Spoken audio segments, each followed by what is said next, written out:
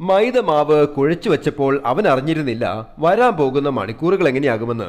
പരത്തിയെടുത്ത മാവ് വലിച്ചു വീശി അടിച്ചു തുടങ്ങിയപ്പോൾ അവൻ അലറിക്കരഞ്ഞു. തല കറങ്ങി ഒരു പരുവുമായി. ഈരേഴ് ലോകവും കണ്ട് കിളി പോയി മലർന്നു കിടക്കെ ഒരു കത്തിയുമായി അവനെ വെട്ടിക്കീറി കഷ്ണങ്ങളാക്കി ചുറ്റി ചുറ്റി വട്ടത്തിലാക്കി ഞെക്കി പരത്തി ചൂട് കല്ലിന്മേൽ വേവാനിടുമ്പോ ഒന്ന് ഉറക്കെ കരയാൻ പോലും അവന് ത്രാണിയില്ലായിരുന്നു.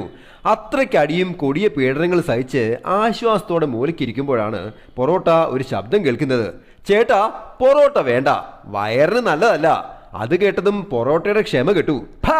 അങ്ങനെ അങ്ങ് മോശമാക്കല്ലേ പുല്ലേ. ഞാൻ അനുഭവിച്ചത് എന്തെങ്കിലും നിനക്കറിയോ?